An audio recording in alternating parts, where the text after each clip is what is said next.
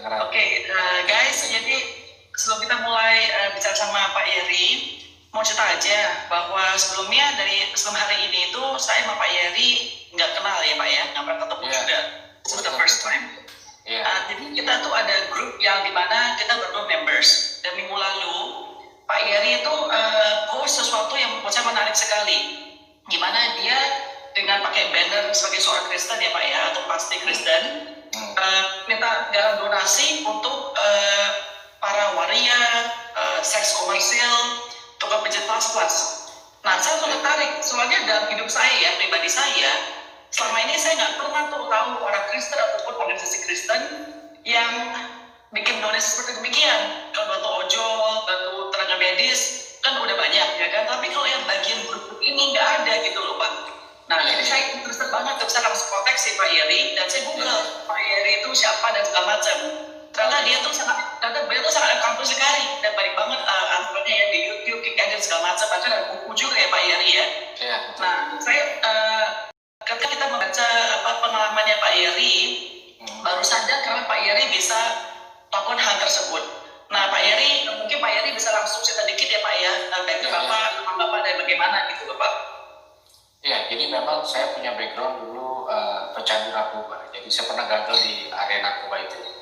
9 tahun berjuang jatuh bangun, gagal, lalu ngalamin penolakan dari hampir semua, termasuk faktor agama juga, masyarakat juga, sosial juga, pendidikan juga, ya musuh masyarakat lah. Musuh masyarakat. Jadi saya berangkat dari minus gitu. Karena ada satu kejadian saya overdosis di satu tempat, lalu sama teman yang tadinya bareng saya diangkat rame-rame, habis itu saya dibom di got. Gitu. Jadi saya pernah alami hal yang gak enak, lalu singkat cerita saya ngalamin ya orang bilang perjumpaan dengan Tuhan. Gitu. Jadi saya sadar sampai hari ini sebenarnya nyawa ini seret gitu. Nah, lalu perjumpaan dengan Tuhan itu yang menolong kacamata saya untuk melihat hal-hal yang jarang orang melihat dari semua segmen sih. Mau itu akademisi, mau itu agama, mau itu entrepreneur. Ya, selalu ada orang-orang yang memang tidak terlihat seperti saya dulu, tapi bukan berarti orang-orang itu adalah orang-orang yang tidak punya masa depan, tidak layak ditolong. Lalu ketika saya mulai melihat dari kacamata nasionalis secara kebangsaan bahwa siapapun mereka adalah bagian dari anak bangsa yang berhak sehat, berhak punya masa depan, berhak ditolong tanpa dibeda-bedakan secara stigma.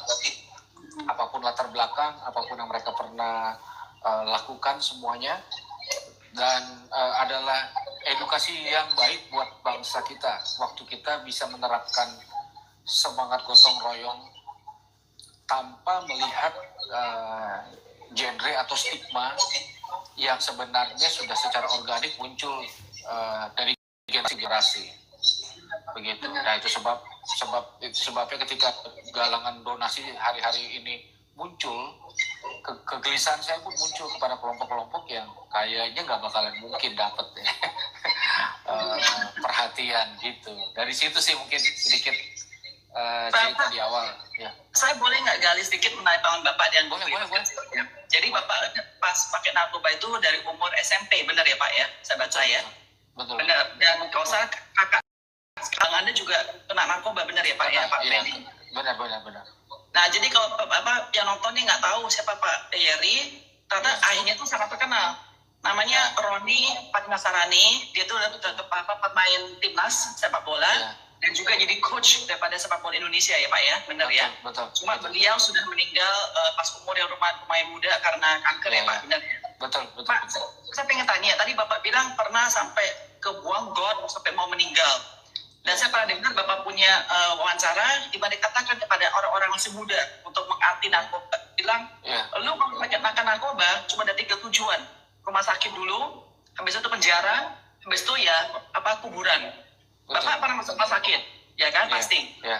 Pernah penjara nggak Pak? Saya nggak pernah sih, tapi digerebek, ditembak, lari saya masuk kali, masuk got beberapa kali.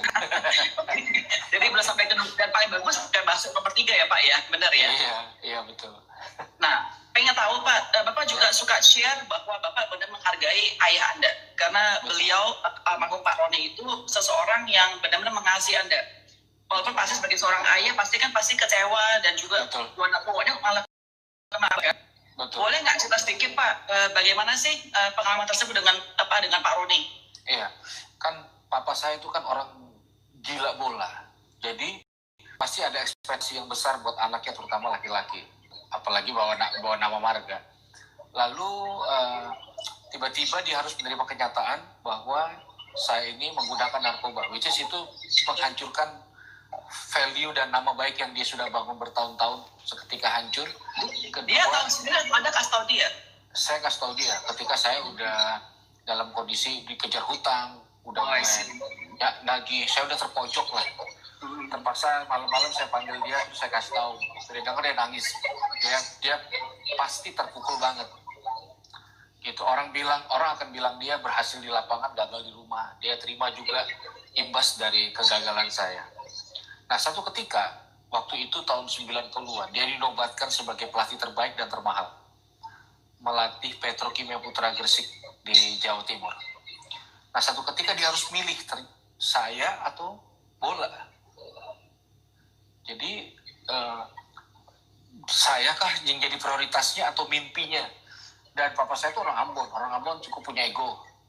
Dan punya pola cara didik anak yang unik gitu, unik dalam artian keras dan sebagainya. Tapi satu sisi saya melihat tiba-tiba dia mengambil sebuah keputusan yang saya benar-benar tidak mengira.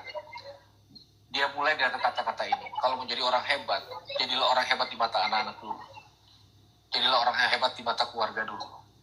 Akhirnya dia tinggalin 100% dunia bola untuk menunjukkan bahwa saya lebih penting dari bola, saya lebih berharga dari bola. Dia rela kehilangan bola, tapi dia nggak rela kehilangan saya. Dan dia buktikan hal itu. Dia dampingin saya kalau lagi sakau, dia ini. Nah, satu kali saya dituduh maling di sekolah, digebukin saya rame-rame. Lalu papa singgil. Biasanya orang kalau ketemu papa saya, orang tuh sorakin. Pasti. Stadion ke stadion, kita keluarga udah biasa. Tapi hari itu satu sekolah teriakin ayah saya maling karena harus mendampingi saya. Nah, saya dalam kondisi kecanduan yang parah dan saya nggak bisa lepas. Memang layak saya, tapi bapak saya nggak layak. Nah, lagi jalan itu di tengah hujatan orang, tiba-tiba dia rangkul saya. Terus dia bilang gini, kamu tuh anak papa, bukan maling, angkat muka kamu, jalan lagi. Dia ngomong sambil berlinangan air mata, saya terima juga. Tapi peristiwa itu memicu seperti mendistribusi vitamin model gimana, tapi itu extra jobs gitu ya. Iya, tiba-tiba hati saya kuat, pikiran saya kuat, kaki saya kuat. Lalu saya seperti muncul sebuah harapan baru bahwa orang sampaikan saya, tapi ada satu figur yang berbeda, cerita yang berbeda. Nah, disitulah saya mulai punya sebuah tekad bulat bahwa memang sulit lepas dari narkoba. Saya tiap hari nyuntik, tapi alasan saya sembuh adalah salah satunya saya tidak mau pengorbanan papa saya sia-sia. Kedua, saya sadar yang sayang sama saya bukan mereka yang di jalan, mereka teman-teman kongko-kongko saya, bandar-bandar saya. Yang sayang sama saya adalah dua orang tua saya yang menangis berdoa dan mencintai saya. Dan itu jadi satu modal untuk saya istilahnya bangkit dengan cara gini. Saya nggak bisa rubah masa lalu, tapi kayaknya kalau gini saya pasti bisa rubah masa depan saya. Dan itu menjadi pemicu dan berpengaruh sampai hari ini. Itu sih. Jadi Anda benar-benar merasakan bahwa ayah Anda itu bukan yang menghakimi, tapi lebih banyak benar-benar kasih, recover, memulihkan Anda. Betul. Ya. Betul. Jadi mungkin itu bisa jadi satu prinsip hidup Anda untuk benar-benar pakai kasih untuk mengasihi orang lain, gitu, benar ya Pak? Iya betul. Jadi kekuatan sebuah kepedulian sebenarnya bisa membuat orang yang nggak punya harapan kayak saya itu bisa mengecap kembali. Itu kejadian hampir 20 tahun yang lalu. Jadi dia sedang melihat hari ini 20 tahun yang lalu, dan itu sebabnya dia memutuskan menghancurkan harga dirinya, gengsinya, nama baiknya, reputasinya demi hari ini. Saya bisa berdiri kedua kaki saya sendiri. I see. Nah itu alasan saya juga. Sorry, silakan Pak. Ya, itu alasan saya juga untuk tidak menaruh judgement atau penghakiman atau label atau kesimpulan-kesimpulan yang cepat kepada orang-orang yang memang sulit untuk diterima dan dikasihi, gitu. Saya pernah lihat postnya Bapak di IG, bagus sekali menurut saya, di mana Anda menunjukkan ada 2 orang Kristen, ada 2 Alkitab, di mana itu kan bilang bisnis Alkitab untuk membenci semua orang atau untuk bisa mengasihi semua orang, benar kan? Itu dalam mata kita bagaimana ya Pak, benar ya Pak ya? Dan untuk menghormati, untuk honor your parents, Anda sudah membuat satu foundation ya, namanya Roni Patisenari Foundation, dan juga gerakan Stop Cuek. Ya menurut saya ini cuek ini sangat bagus sekali Pak. Soalnya kota-kota kayak Jakarta, kayak kota-kota yang besar dan metropolitan kayak Jakarta, New York, Tokyo, orang tuh banyak cuek Pak, karena udah dingin, kasihnya dingin, benar nggak sih Pak? Bandingin kayak di Padang atau di Manado atau di Ambon. Zaman sekarang terutama milenial nih Pak. Sorry ya, cuek yang nih Pak. Apa advice Anda nih Pak? Iya, makanya kan saya melihat gini, rasa cuek itu culture. Berarti culture harus lawan culture supaya terjadi tabrakan culture, gitu. Gak bisa himbauan, yuk peduli, itu kayaknya gak bisa. Harus ada sebuah story lawan sebuah story, gitu. Makanya harus lebih heboh gitu, dahsyat gitu ya. Harus lebih heboh, dan itu kayak shock terapi untuk membuat orang, wah ini dia nih, gitu. Nah, saya melihat, ya saya bukan akademisi, saya orang praktisi aja sih. Jadi saya melihat dari kacamata saya bahwa itu sebabnya penting banget keluarga dibangun hari-hari ini, karena ketidakpedulian, nggak peduli itu dimulai dari family. Ya, jadi sekarang orang sangat jenius, apalagi anak-anak milenial ya, otaknya jenius tapi hatinya kosong, nggak ada empati, nggak ada passion, nggak ada rasa, miskin akan rasa tapi kaya akan pengetahuan. Nah makanya Bapak tadi tadi Bapak bilang nggak ada empati. Kita tahu semua ya, nonton sudah tahu juga beberapa hari yang lalu kasus di Bandung, saya nggak mau sebut namanya, tapi YouTuber itu sama teman 2 orang itu melakukan satu hal, mereka di mana menyumbang sembako, tapi isinya adalah sampah dan batu kepada waria, ya kan Pak ya? Betul. Pak, oke, Bapak bilang kan harus mengasihi orang-orang semua, benar nggak sih? Nah, gimana kalau kita sekarang dibilang, oh gitu juga harus kasih orang YouTuber tersebut dong? Dia kan juga memang orang bego, orang gak pikiran, orang jahat. Apakah kita harus mengasihi orang demikian? Bagaimana, Pak? Ya, jadi gini, kita memperluas angle kita. Makanya orang itu kayak akan rasa sangat penting. Bergaul lintas agama, lintas sosial itu menolong kita untuk melihat rasa. Nah, kalau kita melihat banyak banget, ini salah satu contoh ya, banyak banget terjadi karena faktor pemuka-pemuka agama, lintas agama memang mengkontribusi hal ini buat generasi, bahwa yang berbeda itu musuh, yang enggak itu stigmanya lahir dari situ. Jadi kalau kita mau ambil sebuah solusi, kita bisa salahkan yang 2 orang itu juga, artinya itu adalah akibat dari sesuatu yang serius, terorganisir. Makanya saya sebut tadi itu culture, bukan incidental, itu culture. Jadi ya itulah ekspresifnya milenial. Udah sorry go ahead Pak. Ya, maaf. Ini sudah miskin dari rasa tapi butuh panggung yang besar, gitu lah. Itu pas saya post itu Pak, banyak banget komentarnya, benar-benar keterlaluan sekali orang ini, YouTuber ini, benar-benar gitu. Kalau Anda ketemu dia, apa Anda katakan pada orang tersebut? Ya, jadi mungkin ya mereka mungkin nggak butuh kata-kata sih. Mungkin saya ajak berteman supaya saya punya ruang waktu lebih banyak bagi hidup, sehingga mereka punya angle lain dari pemahaman paradigma. Which is milenial sekarang nggak bisa datang edukasi pulang, seminar konferensi pulang. Ya, saya harus punya kontribusi apa dulu ke dia. Sesuatu yang mungkin membuat dia rasa lebih oke, baru ada value-value baik yang diimpartasikan. Jadi saya nggak akan menghakimi dia juga, yang pasti. Saya akan ajak dia berteman mungkin. Jadi basically back to kayak ayah Anda dulu ya Pak ya, merangkul dengan kasih itu tersebut, mengubah orang tersebut ya Pak, benar ya? Iya, betul sekali. Pak, saya pengen tanya, tadi kan Bapak pernah ngomong lintas agama, ya kan, sistematis sekali. Dengan aksi yang dikerjakan, membantu waria dan segala macam itu, apakah ada pimpinan agama yang kritik Anda bilang, lu ngapain sih? Itu kan melawan Alkitab, melawan ajaran dan itu. Ada nggak yang personally ke Anda ngomong begitu? Ada, pasti ada. Personal, ya, pemikiran gini, kalau kita bantu waria, berarti kita menyetujui dia itu jadi seperti itu. Jadi sulit memisahkan antara, dan saya kan sekarang yang lapar itu bukan cuma yang sering doa, waria juga lapar. Bukan sering yang sering ke gereja, yang sering baca Alkitab, yang nggak pernah baca Alkitab juga lapar.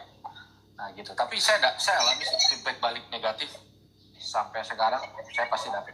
Gitu. Tapi banyak kan pasti positif daripada negatif ya Pak ya? Ya banyak kan positif. Ya. Saya lihat sih Bapak pas saya post mau bicara sama Bapak sih, banyak orang sih yang langsung bilang, ini siapa sosok ini ya? Kok kayaknya interesting banget, siapa sih? Kayaknya benar-benar makanya hari ini special banget soalnya memang saya sendiri pribadi juga beda Pak, dan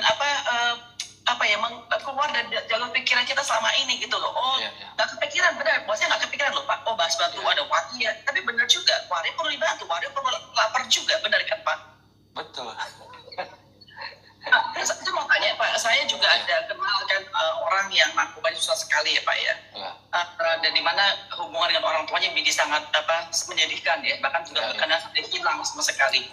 Boleh nggak Anda kasih tahu saya, share ke kita pengalaman terendah Anda yang mengecewakan untuk Pak Roni pas dia hidup itu, apa yang paling rendah yang benar-benar merasa benar-benar kecewain dia sekali, di mana itu saat itu?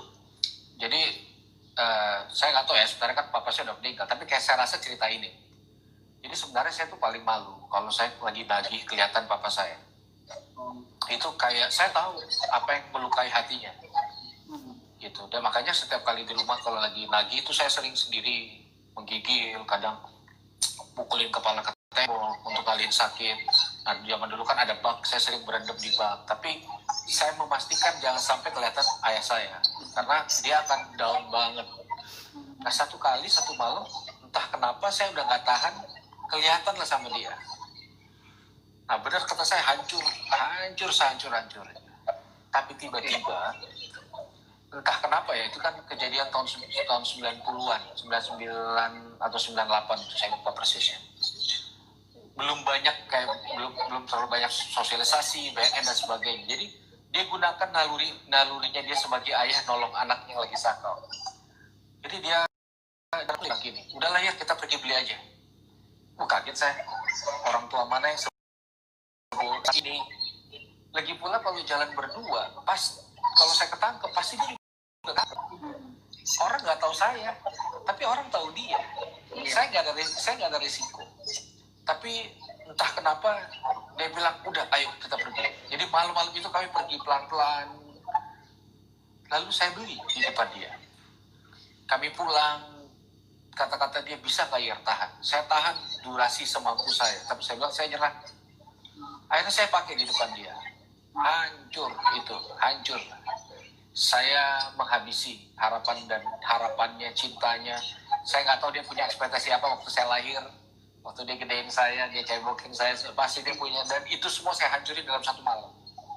Umur berapa Pak ya pas itu ya? Itu saya belasan, saya kelas 2 SMA. Apalagi 2 SMA. Dia berharap banget kan anaknya nih yang cowok. Dan peristiwa itu peristiwa paling emosional sih antara saya sama papa saya. Kita nggak banyak ngomong. Jadi cuma tatap muka dengan tatap muka, air mata dengan air mata. Kami tahu itu deep banget dan dark banget. Tapi entah kenapa setelah itu kembali, saya menemukan bahwa saya ini bukan sampah. Dia nggak ngomong doang gitu. Dia menunjukkan sekalipun itu benar apa salah, toh nggak ada. Kalau dia minta tolong orang juga, orang belum tentu nolong. Kalau dia cerita juga, saya tahu orang akan ngomongin dia. Jadi naluri cinta dia yang dia mainkan pada malam hari itu. dan saya menerima yang dari hati.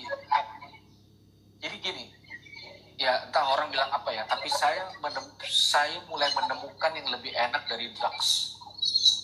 Saya kasihnya pada sensasional yang lebih dari drugs ketika ayah saya nggak buang saya. Orang Ambon tuh kadang mukul dulu baru tanya tuh kalau jadi anak, padahal anaknya dari belakang. Tapi dia nggak ekspresikan itu. Dan di situ saya baru tahu ketika ternyata hampir setiap hari papa saya diam-diam berdoa buat saya di kamar. Saya baru tahu. Dan ketika saya tahu pun saya bilang, saya udahlah Pak, orang kayak saya nggak mungkin berubah dengan doa.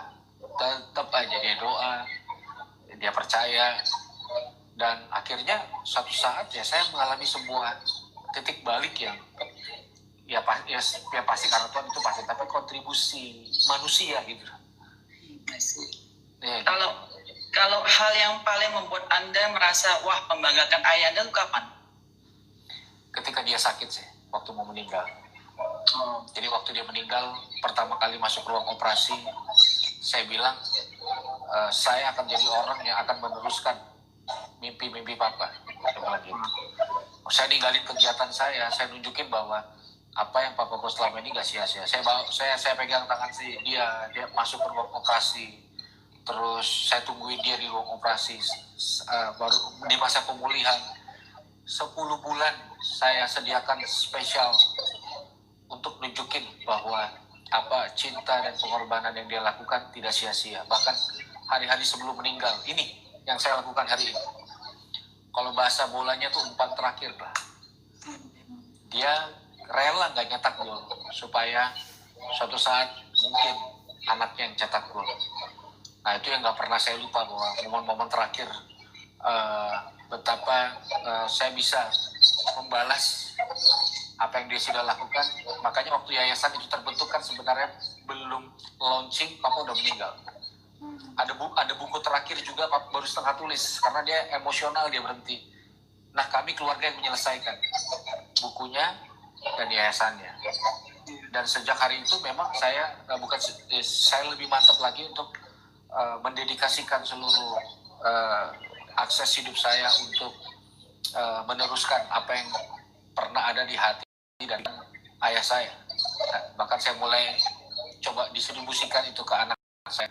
Suatu saat waktu kita berani memprioritaskan keluarga, mencetak orang-orang yang bisa bawa harapan buat banyak orang, itu sih.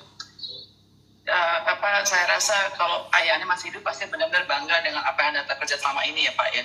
Benar kayak kata flow-nya gitu loh. Dia mau ngasih Anda sekarang bisa menyalurkan kasih pada orang-orang sekitar Anda juga. Ini satu amazing story sih Pak. Dan boleh nggak komentar ya Pak, kan muka Bapak kan agak betul menakutkan juga gitu. Betul. Saya. Itu benar. Maksudnya kalau kita melihat seorang kalau yang top motivator kan bukannya matches apa gini-gini, apakah perempuan semua kayak begitu. Karena memang bahkan backgroundnya kan Bapak orang yang sudah mengalami kayak demikian. Justru dengan Bapak muncul tuh bagus sekali karena menunjukkan juga ternyata walaupun tampangnya garang tapi dalamnya tuh soft banget gitu loh. Malah banyak orang yang tampangnya luarnya bagus-bagus, dalamnya malah banyak quote-unquote busuk gitu loh Pak gitu. Jadi saya appreciate betulnya genuineness daripada semuanya sih Pak begitu loh. Ya Pak ya. Iya benar. Biasanya kita selesai, biasanya kita ada rapid fire question di mana saya tanya Bapak pertanyaan yang cepat-cepat sekali aja, yang fun, bukan yang something serius ya Pak ya. Pak tolong jawab secepat mungkin ya Pak ya. Okay. Nah ini interesting banget nih, nama Bapak ternyata Henry Jacques, baca namanya Prancis itu Pak. Iya betul. Dari rasa nama tersebut jadi dari Yeri, tiba-tiba dari Henry Jacques jadi Yeri. Iya, makanya saya juga random tuh, nggak tahu ide papa saya atau mama saya waktu saya kecil. Oke. Jadi tapi yang nama ini Yeri, nama Yeri Anda atau Bapak Anda? Papa. Papa juga berarti Yeri. Iya. Panggilan. Apa cita-cita Anda pas kecil? Cita-cita? Atlet. Oh atlet benar, oke. Iya. Apa film favorit Anda? Tunggu. Saya lupa judulnya. Freedom Writer. Oh oke. Ya. Siapa itu? Morgan Freeman buat sih ya? Iya, kalau nggak. Okay, but this is an old movie. I remember. Ya. Ya, ya. Oke. Buku apa yang Anda sedang baca saat ini? Saya nggak sedang baca buku. Alkitab kali, Pak. Alkitab kali. Iya, iya. Oke. Hal apa? Oke, Anda penuh kasih, tapi pasti ada hal apa yang bikin Anda benar-benar benci sekali. Apa itu? Ditolak. Ditolak. Oke. Iya. Siapa yang di dunia hari masih hidup? Siapa yang Anda pengen Anda pengen paling ketemu dan ngobrol? Siapa ya? Baik. Kapan pikir? Najwa Shihab. Mata Najwa. Oke. Semoga dia bisa nonton dan bisa interview Anda ya Pak ya. Oke Pak, pertanyaan selanjutnya kan Anda mau atlet. Oke, Anda pilih sepak bola atau badminton? Badminton. Oh wow, oke. Itu mengecewakan Bapak Roni kali. Terus Pak, mungkin singkat Pak, satu kalimat, ada pesan terakhir nggak Pak untuk mereka nonton pada saat ini Pak? Ya, semua orang nggak pernah bisa rubah masa lalunya. Hal konyol yang sudah dilewat nggak akan pernah bisa. Tapi bersama cinta, pengharapan, dan kepedulian, siapapun bisa merubah masa depan. Amin. Pak, semoga Tuhan berkati pekerjaan Anda ya Pak ya. Dan teman-teman, kalau yang tergerak untuk membantu seperti sesuai dengan gerakan anti cuek ataupun tolak cuek tersebut, Anda bisa ke IG-nya Pak Yeri, di mana ada link di sana untuk bisa langsung find a way to bantu Pak Yeri. Dan Pak Yeri ini membuat message pun juga sangat respon sangat cepat sekali dan sangat terbuka atau dibantu juga ya Pak, benar ya Pak ya? Betul, betul. Ya, jadi sekali lagi this is a very person with an interesting background, and especially what he's doing today is very very interesting. Semua nonton di sini hari ini kita belajar saling mengasihi dan saling membantu ya Pak dalam segala hal dan semua orang ya Pak ya, benar ya Pak ya. Betul betul. Saya thank you so much atas waktunya Pak. Ya, semoga Tuhan jaga selalu ya Pak ya. Sama-sama. Thank you guys. Sampai ketemu next depan. Bye. Thank you. Bye. Thank you.